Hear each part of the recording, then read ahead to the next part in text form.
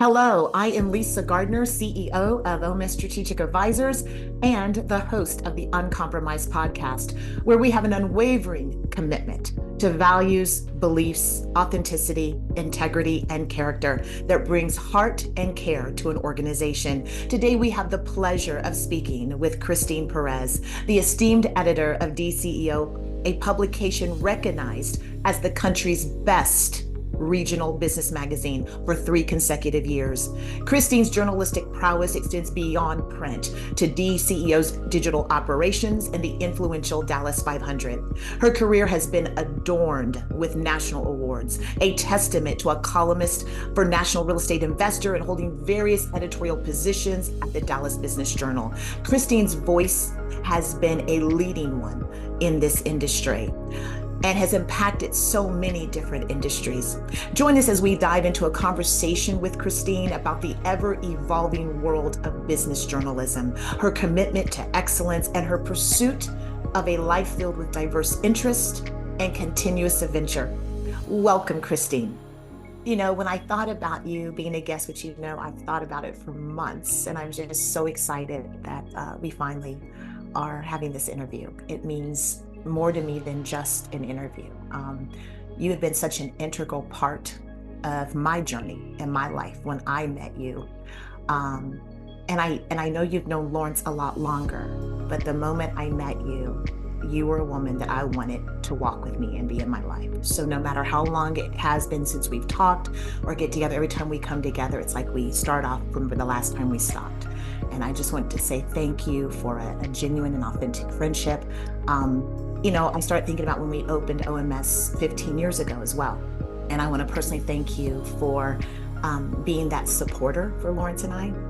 I don't know if you remember when we first opened the company, you wrote an article about us, which we still have hanging on the wall, that allowed us to really introduce to the industry the new beginning, a new introduction of what we wanted to do this sort of last half of our career. And so we want to say thank you. Thank you for just always encouraging us. Even when I wanted to start this podcast, who was the first person I met with? It was you. So just want to say thank you, genuinely say thank you publicly to you. Thank you so much for those very kind words. I will just say that it's my privilege to know both you and Lawrence. I couldn't be prouder of what you've accomplished, both professionally and personally. I am blessed to have this opportunity to be able to illuminate people who are doing good stuff in the community and people who run their companies in the right way. We have a philosophy at DCEO to use our megaphone wisely, and we try to live and breathe that every day. So thank you so much for saying those kind words. It means the world. Absolutely. Well, so easy to do. Well, I just want to start right in with the first question.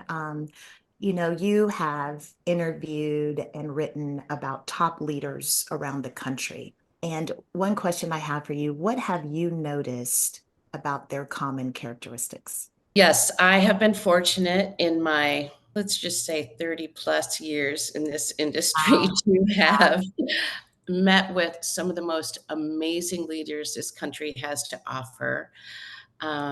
People who are inspirational and who are doing amazing things. It's such a treat to be able to do that and to learn from them and tell their stories. And I've also seen a few that, maybe weren't quite doing things the right way or making some mistakes. And I've also learned from talking from people who work for them.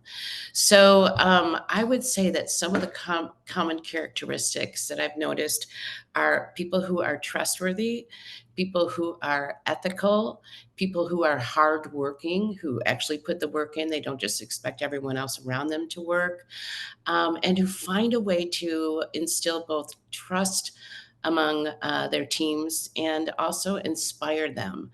I think a sense of passion and a belief in what they're doing, their company's products or services, is critical.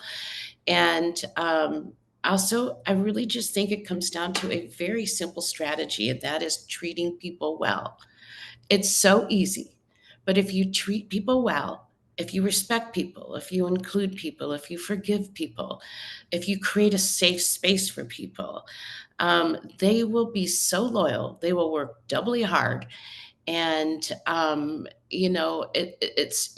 it's a philosophy that has certainly grown in importance since the pandemic, but not everyone grasps it. Many people do, but not everyone does. But it really is a critical key. Absolutely. I think what you said to me that really resonated in my heart is creating a safe space for people. Because you're right, the best version of who they are, those gifts and talents just flow out when you can create that safe space.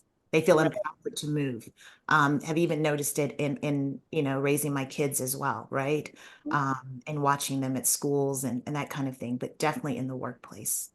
That's great. Of us You know, can take it for granted, but we need to remember not everyone feels that way.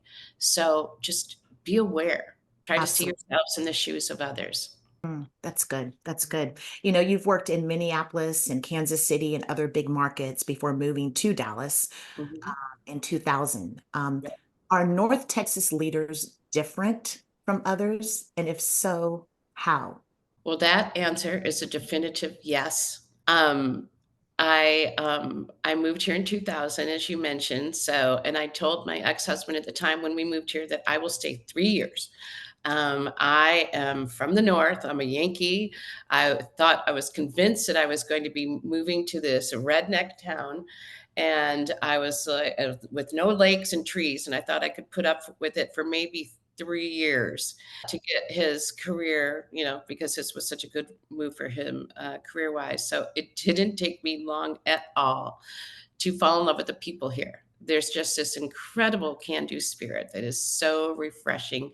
I mean, they think they can, and I still say they because I know you have to be born here to call yourself a Texan, even though I've been here 24 years, but they think they can do anything. Like, I think a great example of this is Clyde Warren Park. Oh, yeah, let's just build a big old 6-acre park on top of a freeway and, connect downtown and uptown. And let's do it during an economic downturn and let's get a bunch of money from the government. Yeah, we can do that. And guess what? They did. They are why not thinkers instead of the why thinkers. They are why not. And they have a drive and a passion to succeed. And it's very powerful. Failure is not an option here. I mean, it's not a bad thing here. I think it's because, they have the history of the energy industry where there were a lot of dry wells. They survived the tech downturn, survived the real estate crashes. So failure, whereas in other markets people would hang their heads in shame. Here, it's almost like a little badge of honor. You tried. Better luck next time.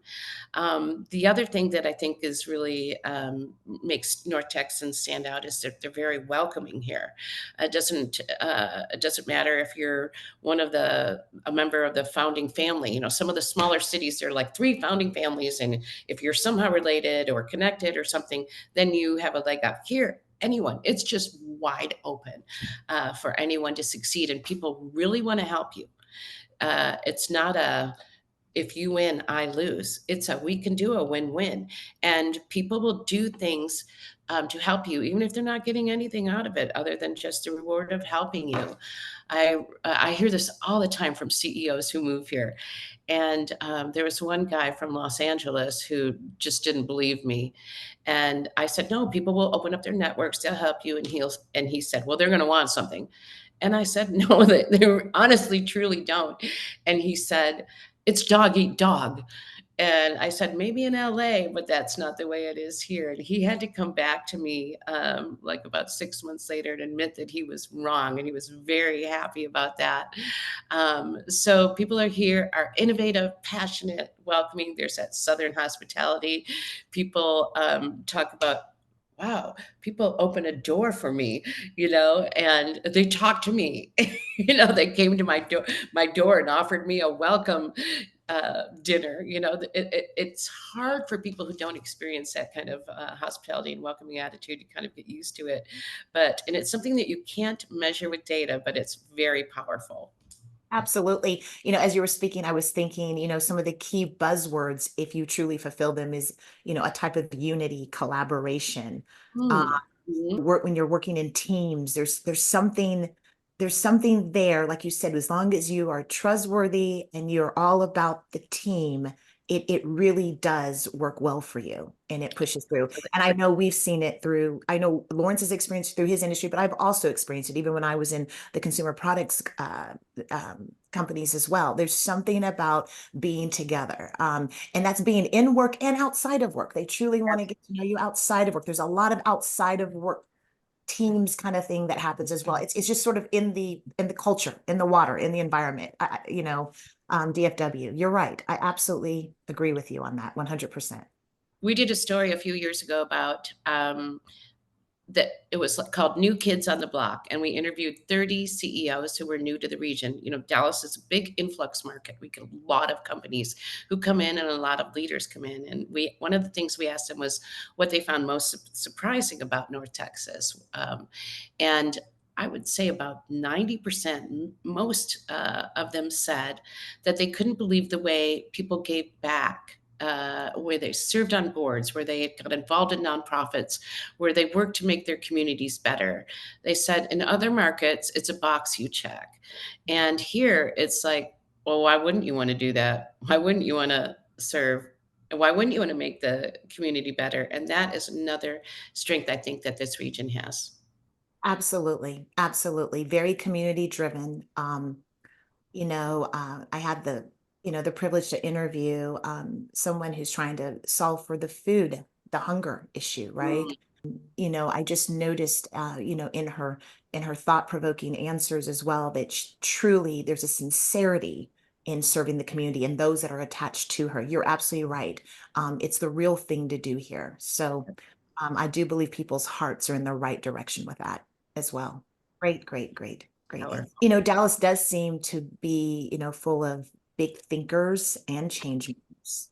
And in general, what have you noticed about people who are capable of initiating change? That's the first question. And then on the flip side, why are some hesitant? And then the third question to that, or the third piece to that, is what do they seem to compromise the most? Okay. As far as commonalities among people who are achieving big things, I think a sense of passion and confidence. There's this true underlying belief in whatever they're trying to get off the ground, whatever they're trying to do. Dallas is recognized as a hub for innovation, and it's kind of a reputation that has been growing lately, but we've long been innovators. Just look at Texas Instruments. We had our innovation awards the other night, and it was just so inspiring to hear about what people are doing and what they're thinking of and what they're coming up with and how they're making the world better or their industries better. And the number one factor that seemed to come across to me was confidence. Many people have great ideas, but they're limited by fear. Maybe what I'm trying isn't going to work. Maybe it's not good enough. Maybe I'm not good enough. And so I've seen people, even with like mediocre ideas, still become successful because they have that confidence and they exude that enthusiasm and belief. So I think that fear is what compromises us the most. And I think that what people, you asked what people seem to compromise, what they give up. And I think what it is possibilities.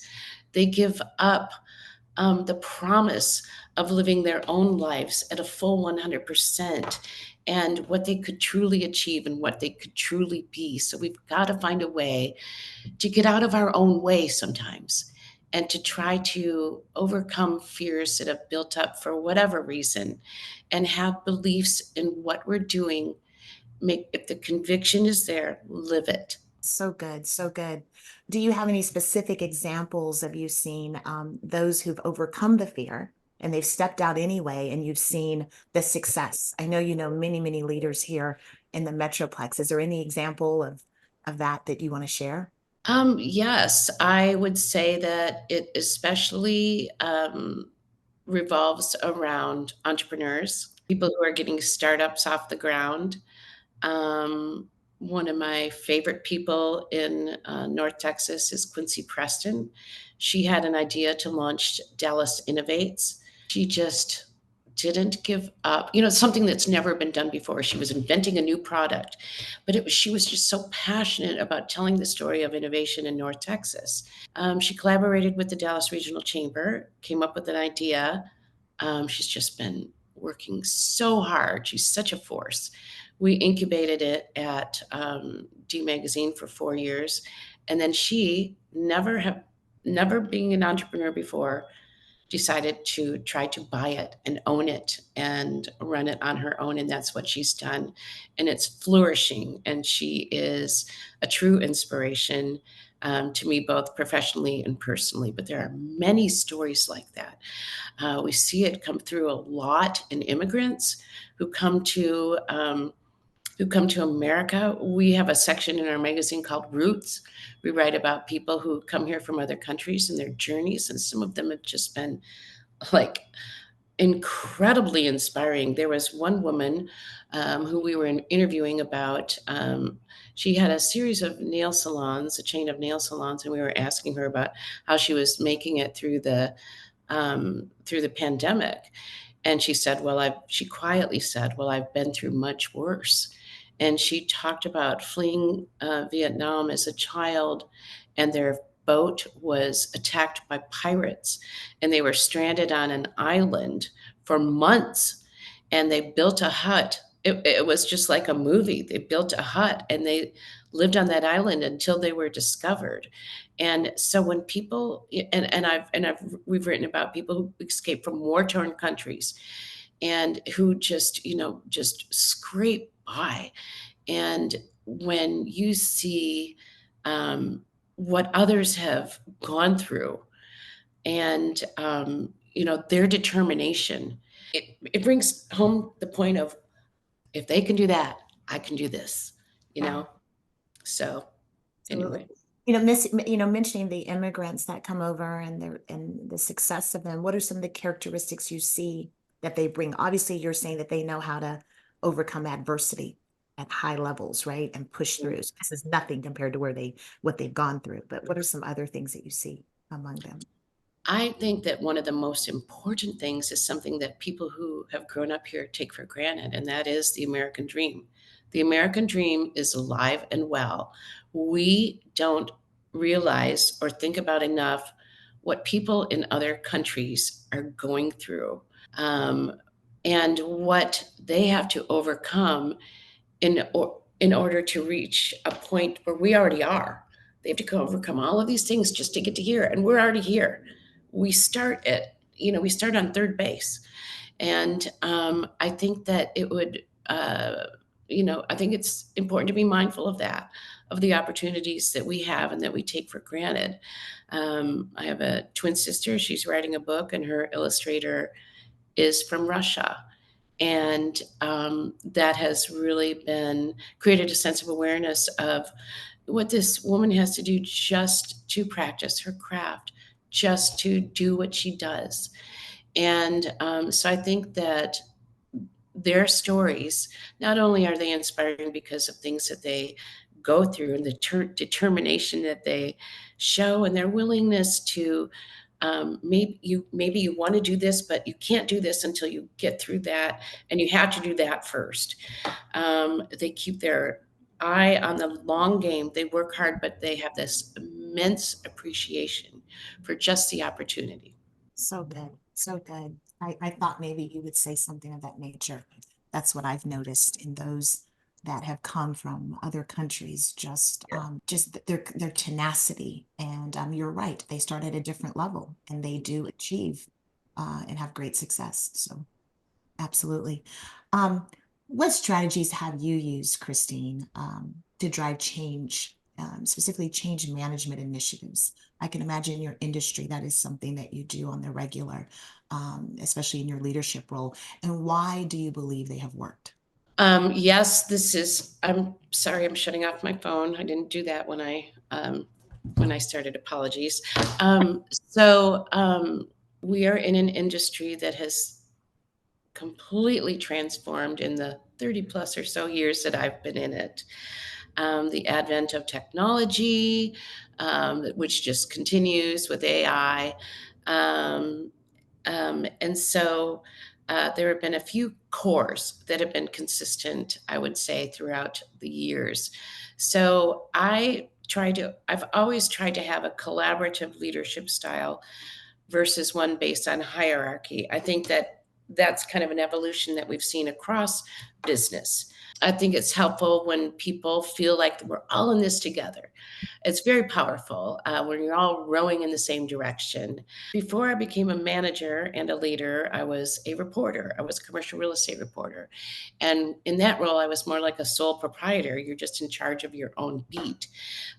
So when I became a manager, I had to learn how to be a manager. I actually hired a coach who was exceptionally helpful, and then I also tried to really stay true to myself.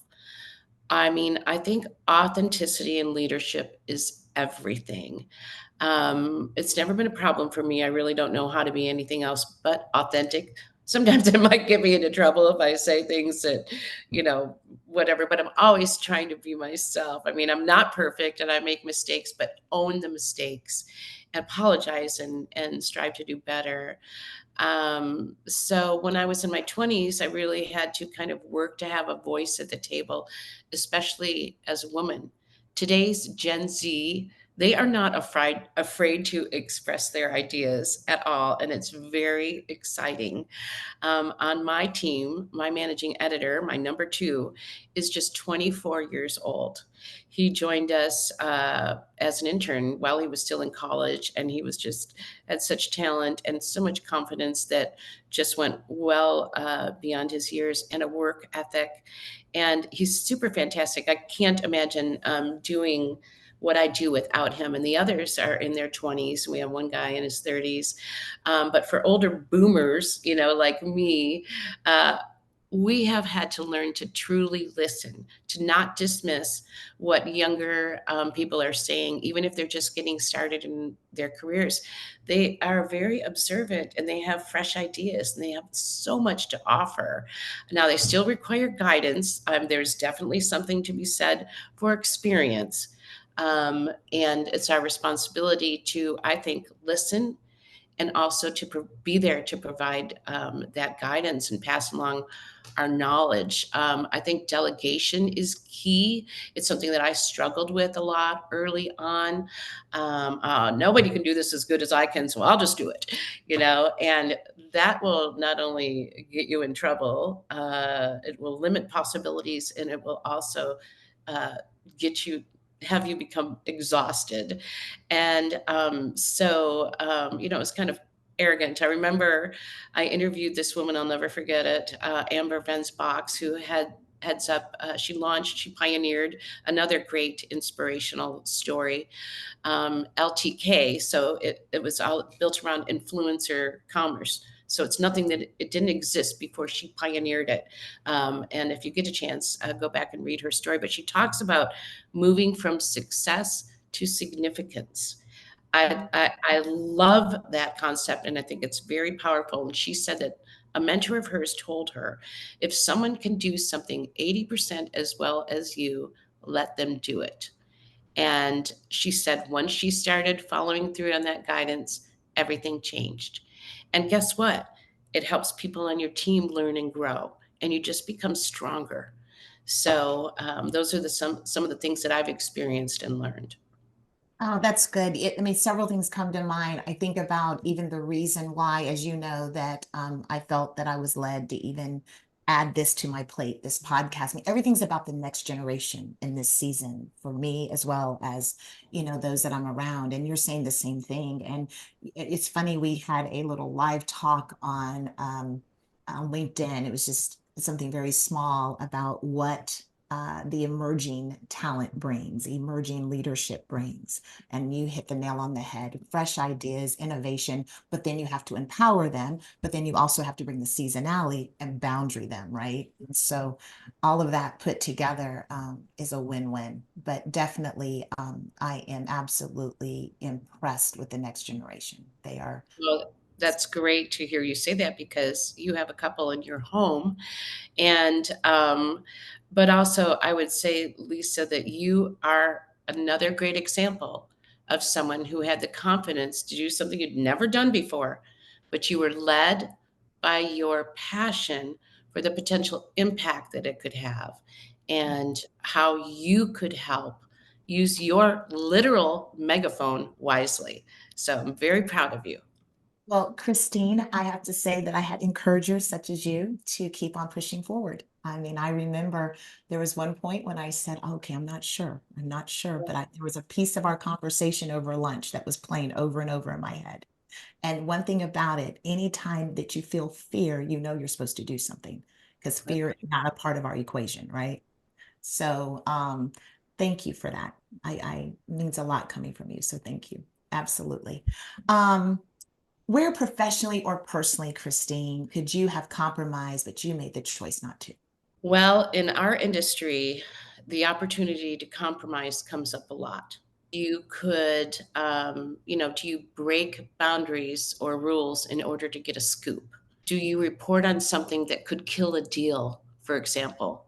That could come up in real estate where you learn about a transaction that's going to happen, but they haven't quite gotten the approvals yet, or the funding, or economic incentives. But if you report on it, it could kill a deal because it could cause unrest among their employees if they're relocating, or maybe do you include quotes that might be kind of scintillating but would make someone look bad and don't add to the story or benefit readers?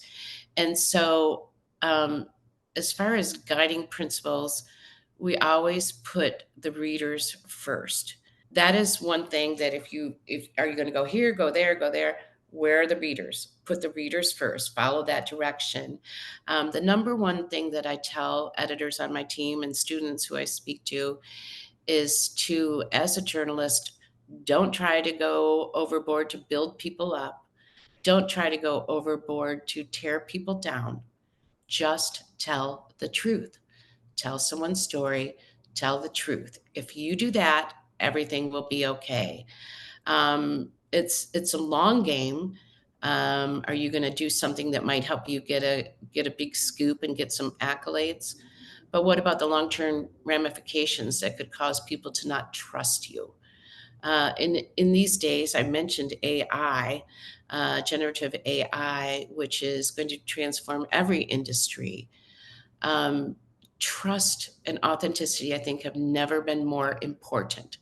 So it is our job to be that trusting and reliable source that people can depend on. People need to know that the information that you're providing them is truthful, that it's authentic. And I feel like this gives us an advantage because in our 18 years at DCEO and 50 this year at D, I think that we've been able to build up that sense of trust. So I'm excited about using AI as a tool.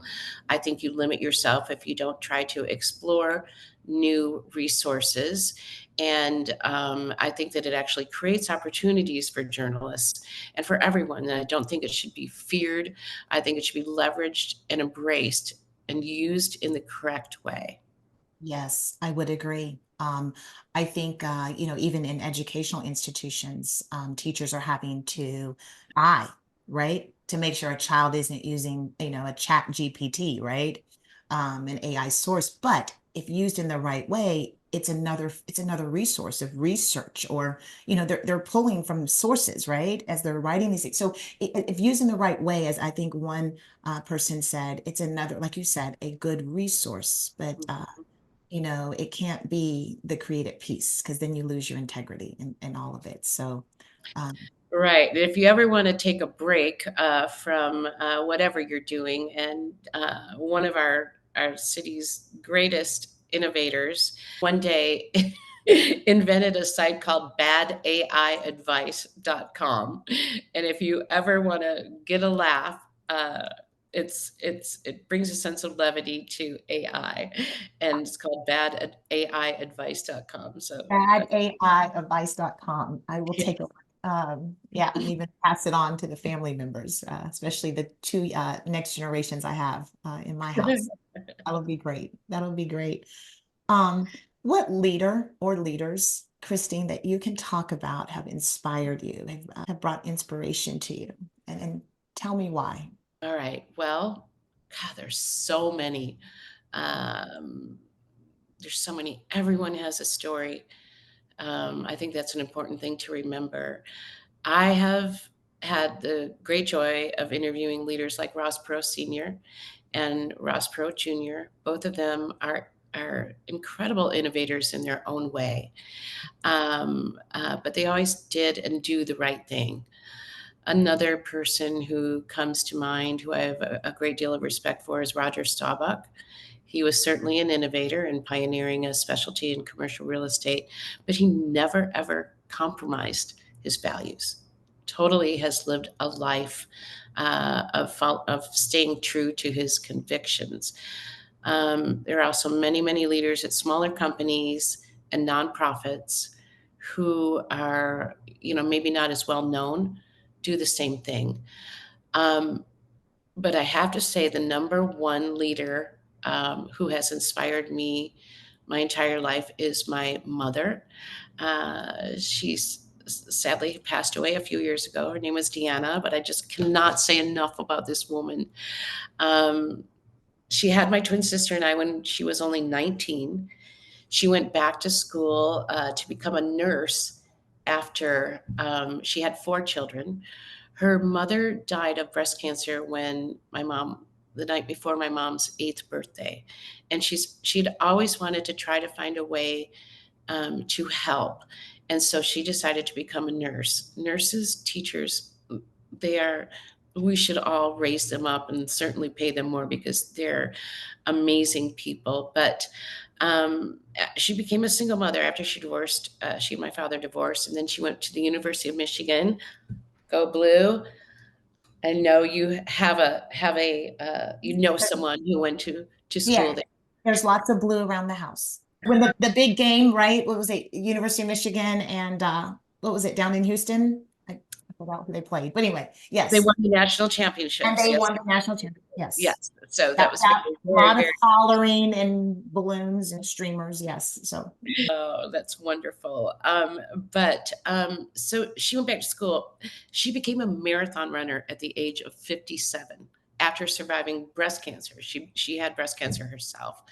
57, she'd been like this not athlete her entire life. She just started walking, then she started running, then she did a 5K, then she did a 10K.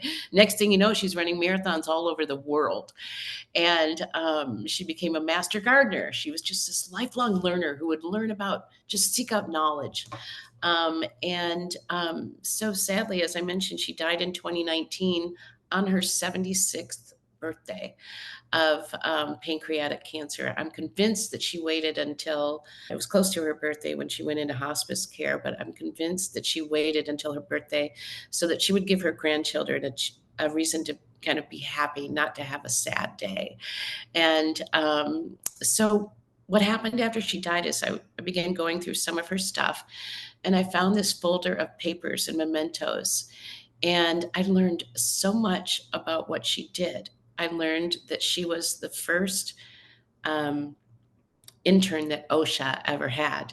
She went to Washington, D.C., and helped create workplace safety guidelines. And as a matter of fact, now that I'm mentioning it, I have her name badge from when she was an intern, and I keep it here to inspire me. She also started a local chapter of the American Cancer Society very early in the 70s.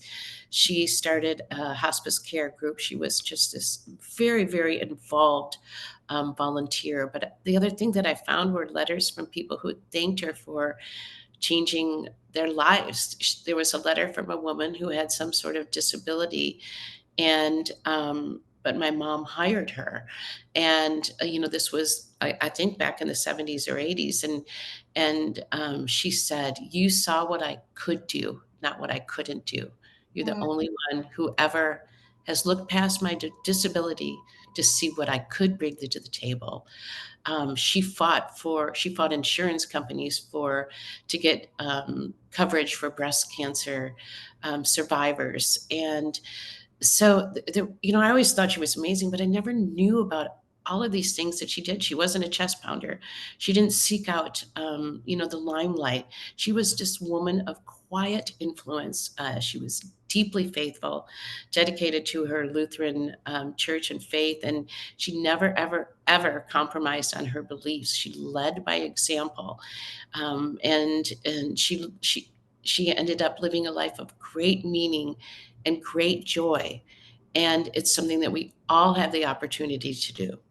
Absolutely, absolutely. When you, I'm sure that you draw upon her leadership and, on a daily basis, I would imagine. What are some character, I know you've named some, what are some of the top characteristics of your mom that truly you draw upon daily? Like, what is it that you know for sure it's instilled in you deeply?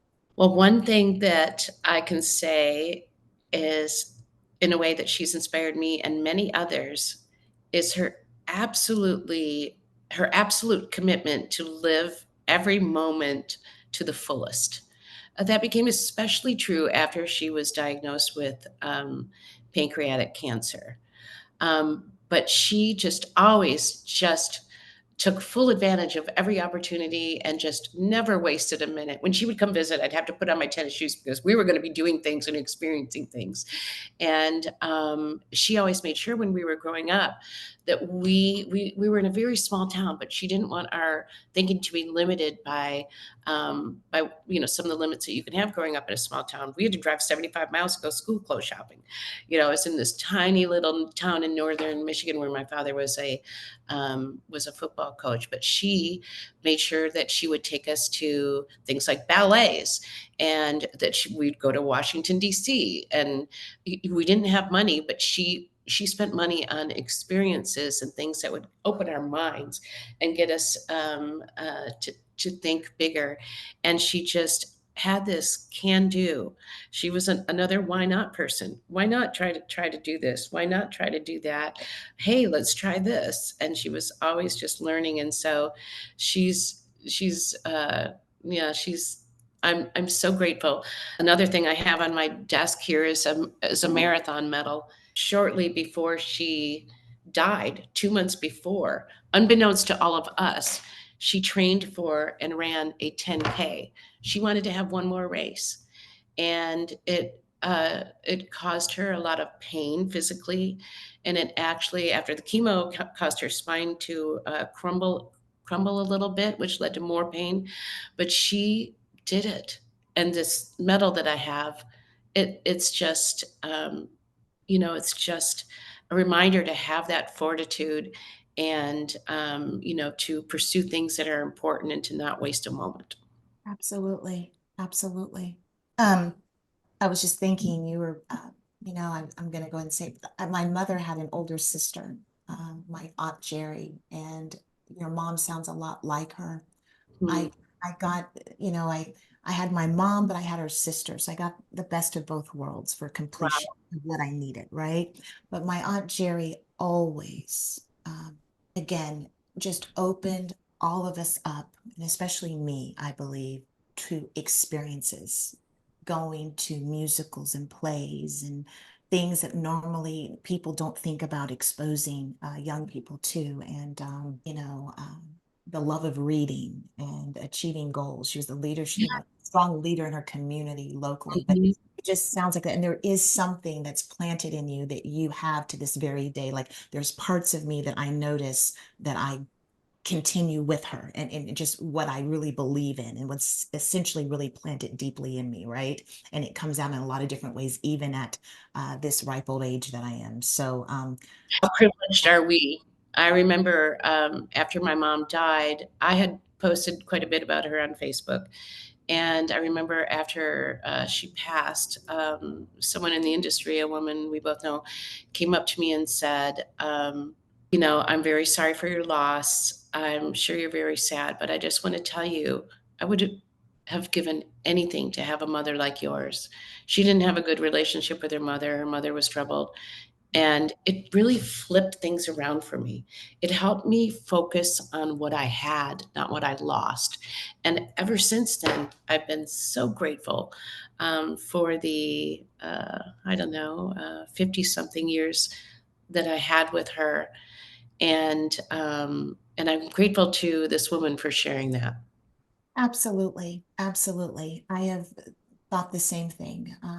When my Aunt Jerry passed away, it was huge for not only me, but our whole family. And I thought the same thing, that I've got to hold on to what she poured into. Even my daughter, Lauren, does the same thing. So Mhm. They're still around. They still influence us. I they still do. I'm surrounded and guided by her still to this day, and could not be more grateful. Absolutely. Absolutely. Well, continuing with the theme of change, Christine, what are the biggest changes that you've made in your life? And Hmm. what have you learned from doing so? And I have, I'm because I personally am connected with you, I sort of know probably what those big changes are. But you telling your mom's story to me, I can see connection to that as well, of what you've Absolutely. done. Yes. So go Mhm. ahead. Yes. So I've had a few times of significant change in my life where I made decisions to take a career change or make a change in my marriage, things like that. They were profound, but the most recent change in my life was not too long after my mom passed. I was approaching my 60th birthday. This was 2022. And so at the start of the year, I started thinking, oh, you're no spring chicken anymore. And you better start thinking about getting healthy. I had my mom was a big inspiration, becoming a marathon runner at age 57. But even that and other things hadn't ever helped me make personal changes related to my health and my own life. I'd been significantly overweight my entire life. I tried all different kinds of programs. I yo-yoed a little, but it was never lasting. I tried, many different things. Jenny Craig, the ski team diet. I did Weight Watchers. I hired a nutritionist. I hired a trainer, but nothing ever stuck. And I realized that it's because in my mind, I didn't believe it would work. And I also believed that it just wasn't possible for me, that it wasn't my story. I could never do that. And I could never be that. And one day I just decided I was going to rewrite my story. I don't really know what happened. I think a lot of things came together. I did see some things online of other people who had tried this nutrition program and it worked for them. And they were people I knew. And so I said, all right, let's try to do this. Let's do this. And I just quietly went about it. I just followed the program. And in 5 months or so, I lost maybe 6, 7. I lost more than 80 pounds, a significant amount of weight. And it has changed my life. It's not just, you can have all kinds of success, but if you don't have your health, what do you have? Um, and so I'm now off almost all medications. I was on my way to becoming diabetic. I'm no longer that. And I'm doing things that I never in my wildest dreams imagined that I could ever do. Like I recently got back from skiing in the Alps. I skied in Italy, Switzerland, and France. I skied in front of Mont Blanc. I um, I'm now the owner of a dirt bike, and I'm learning how to ride dirt bikes in the mountains. And I had always been told by people in my life that I was a certain way. I wasn't, you know, I wasn't ever going to amount to anything. I was this, I'm always the fat girl, all of these stuff. And if you hear messages like that year after year after year after year, you just come to believe it. It Mhm. takes a lot to bust through that and um, and believe it. And it is not an overnight journey, and it's something that I still have to work with. I still have to uh, see myself in a different way, but I've come very far. And I'm telling you, life is so much better. I have a terrific personal relationship that's been life changing as well, but it's because I got healthy, and it's because of the person I became. I kind of unleashed. I look at. I have this butterfly ring that I wear to remind me of just coming out of that cocoon and Yeah. flying. And I every other day, or not every other day, several times a week, I now climb 62 flights of stairs in my building. I go from 4 to 35 twice in my residence. I never imagined that I could do anything like that. It's just starting, believing, starting incremental change, keep going. And what all of this has taught me is the absolute power of hope and belief. We can all change our lives. We can all live our lives to the fullest. We can rewrite our stories because guess what? We are the authors of them. We Mhm. can do it. And so that has been the most profound recent change in my life without question. The message of hope, I believe, is more critical right now than ever before. When I look at when I look as our nation as a whole, our world as a whole, but especially those who are coming up behind us, right? It reminds me when you just said that was a scripture that says, "Hope deferred makes the heart sick," Hmm. which means we were built to have hope. We were built to push through. And it's almost like it was put in there. It's almost like God put that in there to me, Christine, because he knew when you start talking about the things that we've been told, I can't imagine, every person has to be able to relate to that. I can Yeah. relate to that, right? You're not really a strong math person. Oh, well, Lisa, you really get right. There's so many things you've been told, and then you have to break through as you realize as you get older and you're maturing and you understand, you have to break through those things. And so when I think of hope, it is not an option, it's a necessity to our lives. And that's why if you lose hope, it makes the heart sick because of all the other things that come at us, you know, throughout a lifetime, because we've been raised in environments that are imperfect, because we've been raised by imperfect people and that kind of thing. So I don't know, the message of your whole story, even though you have shared this with me before, but it resonated at a whole nother level for me, even just right now in this moment. Um, that message of hope, because hope also fosters a faith and a belief, like you said. We've got to believe. In order to keep the hope, you have to have a belief and a faith. So it just all ties together. So that was great.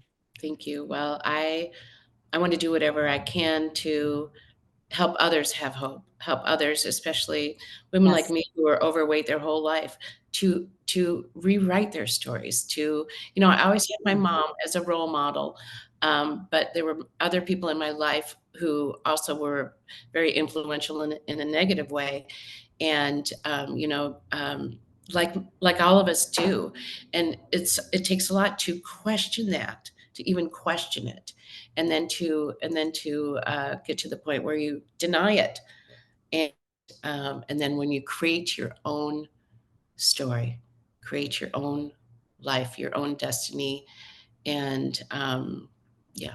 So I'm proud Mm, of so, you too. so good. Well, thank you. And then also it's keeping community together. I mean, it's, iron sharpens iron. So, definitely keeping in the company folks like yourself, to keep us sharp and just to hear it. Because what you just said to me, it just filled me. There's more that was planted, right? And watered. So yeah, it's good. Absolutely. Many others have fed and watered and nurtured me. And but I think that it goes back to what you just said, that sense of community. We all need to be there for each other and Mhm. encourage each other. And sometimes, I meet people who struggle with confidence, and I'm like, why are you not confident? You're amazing. You have everything. But they don't see it. They don't see it. It takes kind of an outside perspective to kind of bring that out and Abs- help take away doubts. Absolutely. Can completely relate. Absolutely. So if you were to rewind the clock, what would you tell your 20, 30-year-old self? Well, it's interesting. I believe everything happens for a reason. I believe that we are destined to learn lessons from the experiences in our lives, even the painful and negative ones. I had a rocky marriage. Sometimes I wonder if I was given the opportunity, would I do that again? And the answer is yes, because I have two amazing sons, and I would never, ever could never imagine a life without them. And so, one thing, though, I think that I would like to, a lesson that I wish I would have learned earlier is you matter. Your voice is important. Many young women suffer from believing this due to the messaging that we all get throughout the years, especially as women. It's getting better, but it's still a challenge. And so, a lot of times people thought, well, she's so successful. Look at her job. Look at her, everything else. For many, many years, I underneath it all struggled with confidence and believing that I was even legitimate. I didn't finish college, and so I always, I'd win an award and I'd say, yeah, but I don't have my degree. I'd always put a caveat on it, and it took me decades to get over that. And whenever I have an opportunity, I try to share this with students and especially with younger women, to help prevent them from having to learn lessons the hard way. But you know what? You told me that, I think, over lunch, and I was just absolutely shocked. For the simple fact, I look at how it's not just even your experience in what you do, but just how well you do it. When I look at your industry, I mean, you are just the prime example. You are the example of um, what it should look like and how it should be used as far as a journalist's voice and their writings and what you've done and how you pour into this community, how you pour into the achievements and the success, and you create platforms that really show the hard work that people are doing and the changes they're making as leaders. And so, Christine, and I say that from the depths of my heart. So, I think when you say the stories have to be shared because that story right there is an absolutely impactful story. And it's an impactful story for someone that may be losing hope, right? Especially when you're looking at the next generation. So, um, I just, I'm always blown away. Well, thank you so much for saying that. It's my privilege. I have an incredible opportunity to do what I do, and I'm very grateful for it. Absolutely. It's you've created quite a voice and a platform for people to be able to continue to feel the inspiration and the drive to continue to want to do more. It's a motivation you created, Mhm. movement, and you can see the creativity behind it, the brains, the brilliance behind it with you and your team. So anyway, what is the one thing you know to be true that people have not listened to you about yet? If only my children would listen to me, and not be so determined to learn every lesson the hard way. Why Mhm. can't you just learn from what I've experienced? But anyway, they're very hard-headed, and I guess that's a good strength. I think that the biggest epiphany that I've had as I've gotten older is um, is to, there's so much noise out there, Right. and and our time is limited, and we need to focus on things that truly matter. I used to think so much about what other people thought, and and question my own opinions. I was filled with my own doubts. I don't do that anymore. I used to be fearful of public speaking. I used to be fearful of heights, even.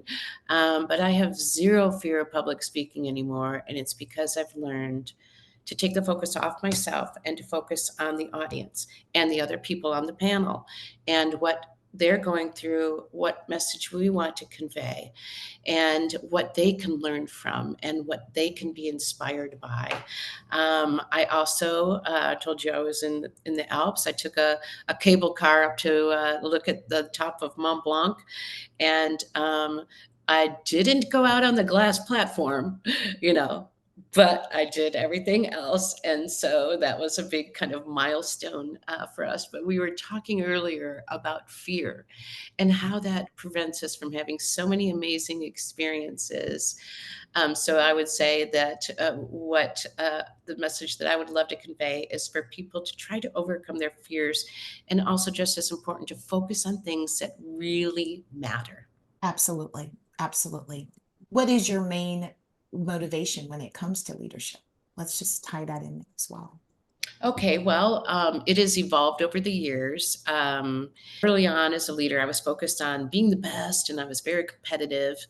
And, there's a competitive nature to what we do as a media outlet. You're always trying to be the first to report the news, and or tell the story in a bigger and better way. We have evolved as a company, DCEO. We're not focused on the news as much anymore as we are focused on our strength, the access that we have to the C-suite, how we can tell a story in a different, more fuller way. We're not worried as much about the who, what, when, where. We focus on the why and the how. And so today, as a leader, though, I'm much more focused on what Amber talks about, and moving from success to significance. It's so fun to see the young editors on the team learn and grow. It's inspiring. And we are also working, you kind of alluded to this, but we, especially in the last 5 years or so, have really been working hard to focus on under the radar leaders. Yes. We want our magazine to represent the true Dallas business community. We were known for a while as a big white guys magazine. Nothing against big white guys, but that didn't tell the story of North Texas business. I want everyone to see themselves in the pages of the magazine. And in the process, we're able to tell these amazing stories. And, you know, um, and in the process of evolving, we have been named the country's best regional business magazine 3 years in a row.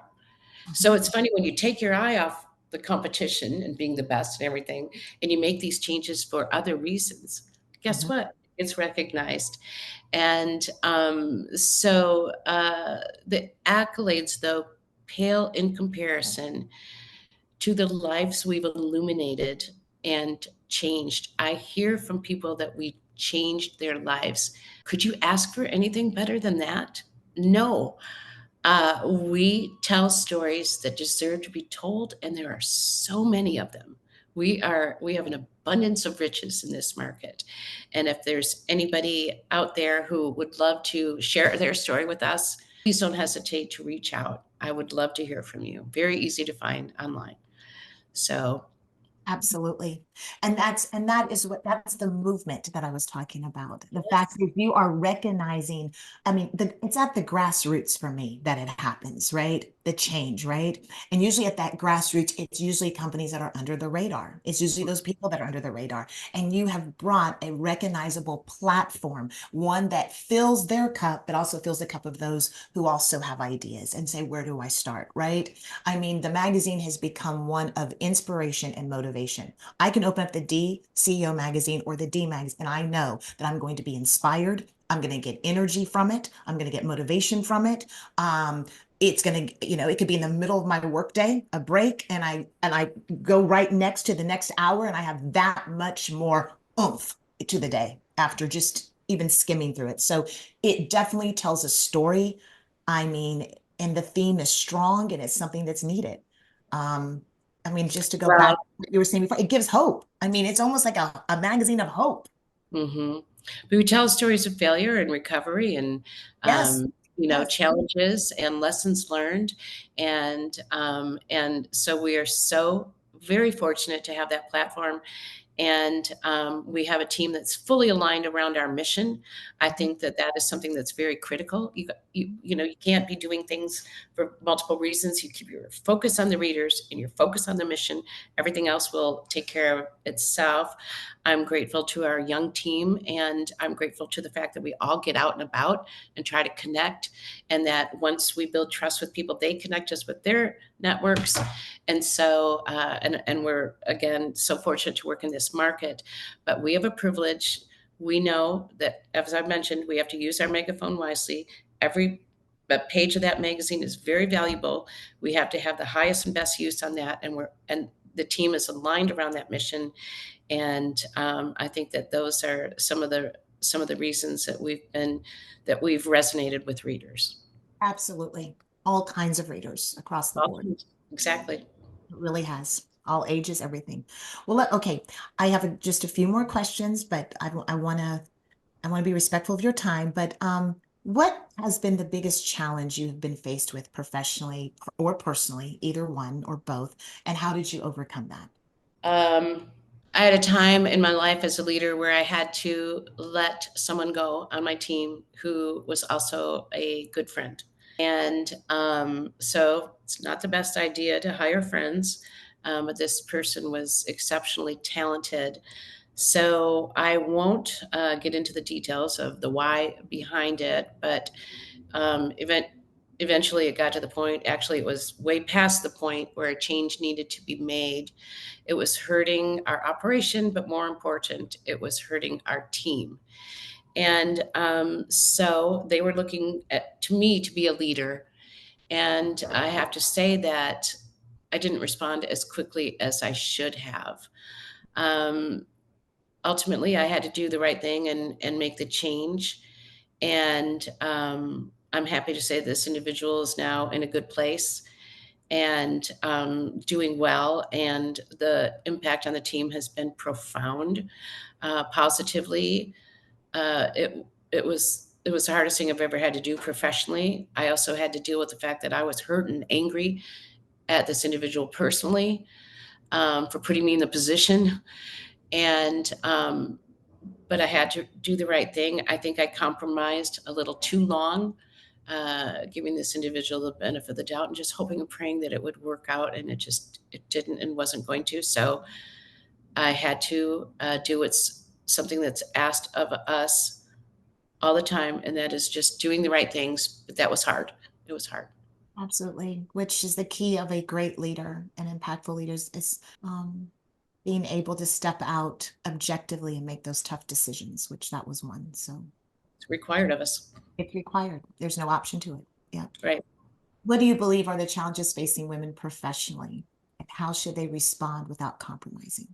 Well, the good news is I think women have come a long way since I I began working in the mid '80s. So since then, I think women have really come a long way. I think it's been helped by men in leadership positions who have daughters. I think that they want to see the same opportunities for their daughters as their sons. And so I think their eyes have been opened quite a bit, and they obviously have a lot of influence. Um, I think that for women, I think it once again comes back to confidence. Women need to develop confidence that their voices matter. I read a study once that talked about how, if there's a promotional opportunity within a company, that a woman will be reticent to apply for it unless she can check every box and meet every qualification. Whereas men, if they meet, 2/3 or whatever, good enough. And I actually interviewed a young woman the other day who said in the interview that she was surprised that she got the interview because she didn't know if she was fully qualified. And I said, don't ever say that again, you know?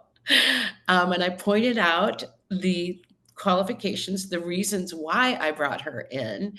And, and so I also told her, someone told me this once, or it was actually embroidered on a pillow. It said, may you have the confidence of a mediocre white man. Now, nothing against white men. I have two sons after all, but I think that women need to value their voices more and have that confidence and believe that they truly matter. And even if they're not here yet, they will Yeah. get there.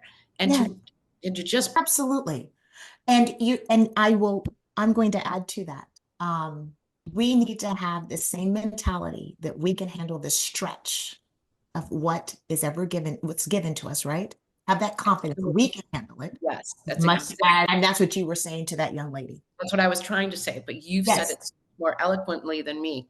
No, but you know, but you're right, Christine, that we have that when someone sees that aptitude or that potential in us, we need to step right into it and don't even ask questions, right?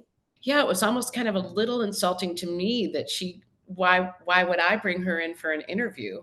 Mhm. You know, Mhm. so I wanted to convey that to her, but more important, to help her realize her worth and her value. Yes. And Yes. but I think that stretch is so important. You Hmm. have to, why would you take a position where you couldn't learn and grow and become, even, evolve even more? So I'm going to borrow that stretch. I Yeah. like it.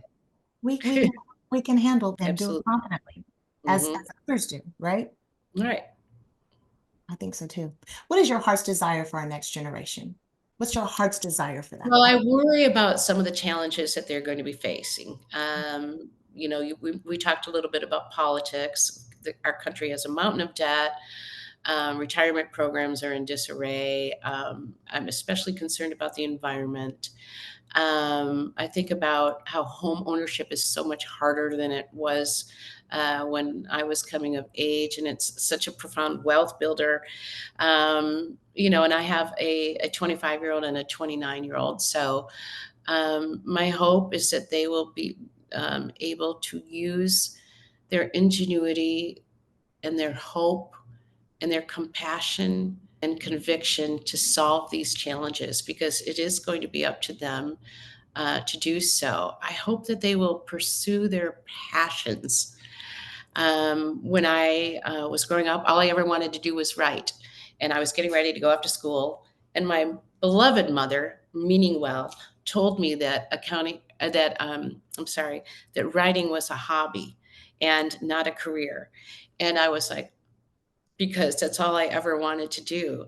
And she told me that a lot of accounting firms were hiring women, and so that would be great. And I thought, okay, well, my mom's smart; she knows what she's talking about. Okay, so I majored in accounting in college. I didn't finish because I was so miserable. I had about 3 years of college, and so I was in a real funk.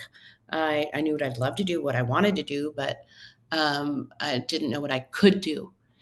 And so I got a job at the graduate school at the University of Michigan, a business school at the University of Michigan. And I remember one day I pitched a story to a national magazine, a freelance story. Now, um, even though one of the greatest strengths I think that people in their 20s have is they don't know what they don't know. And they don't, so sometimes, even though there's a lack of confidence, there's also this overconfidence. And so I had the overconfidence as a never before published writer to pitch a story to a national magazine. And to my absolute delight and surprise, they bought it.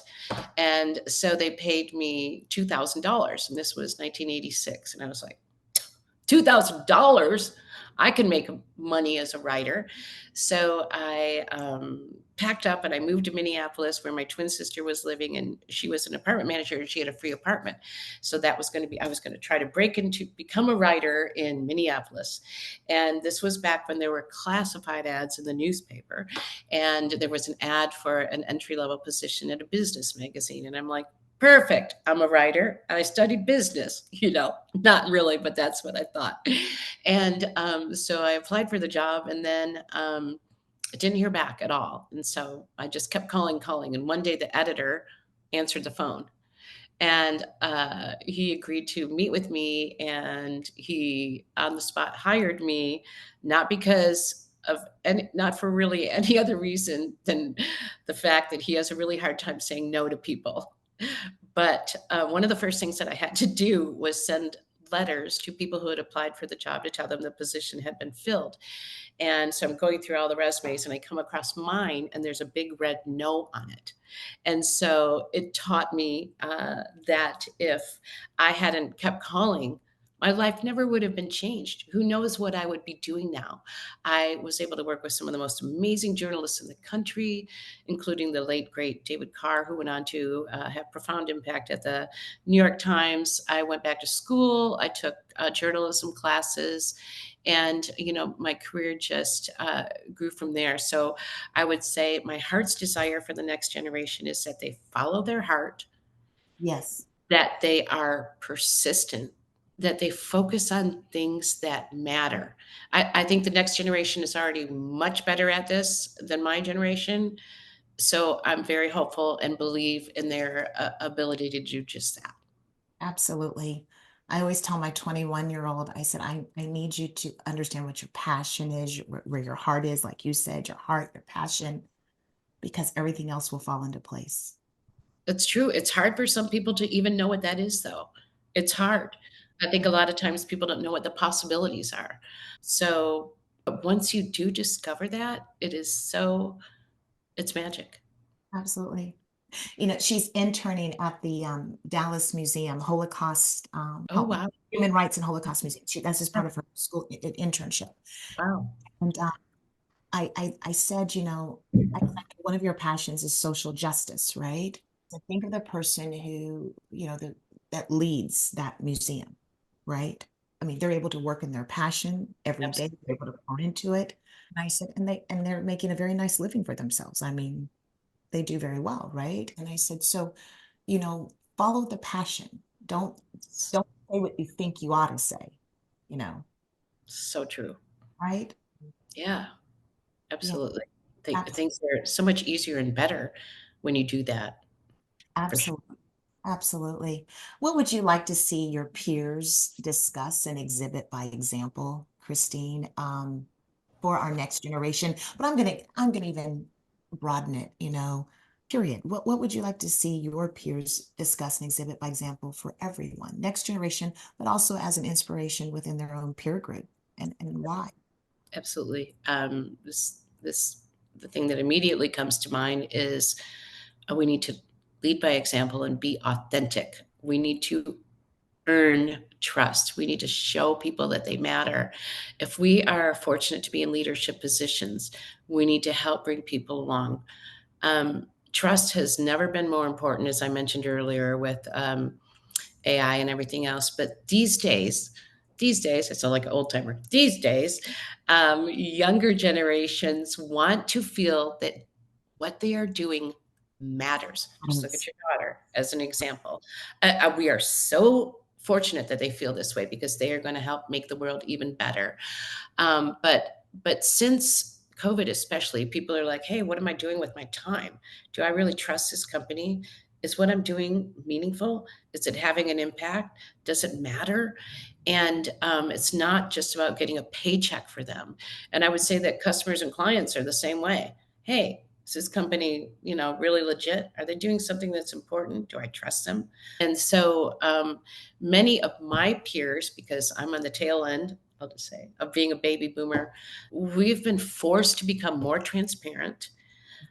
We have been forced to become more accepting and forgiving. So we are being made better by the demands and the needs of the younger generations. And even if it's only for business reasons, people have been forced to change and evolve. And so I love that younger generations are making us better. And I hope that we all start to exhibit that sense of trust and of realizing the role that we play in the lives of others. You just never realize the impact that you can have to lead by example and to not compromise. Absolutely. Absolutely. Well said. Well said. More on all fronts. What are you most excited about when it comes to your future? Well, that is easy because the night before last, I became a grandmother. I'm out of my mind with happiness about this. My oldest son and his wife had a baby, and he Oh, was born nearly 4 weeks early, but he's doing great and thriving.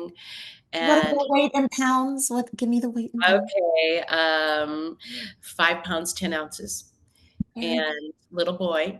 Little And boy. yes, I am so excited about loving on this child and Oh, spoiling him and watching him learn and grow. I used to be 100% focused on work, work, work, work. But due to the changes that I've made in my life, um, and the way that I've grown mentally, evolved mentally, it's much more balanced. yes. Um, I'm Yeah. trying and doing new things. I'm in this incredible personal relationship. I'm still 100% committed to my job, but I'm no longer working as many nights and weekends, and I'm delegating, which gives others a chance to experience pride when they achieve success and when they take on those leadership opportunities.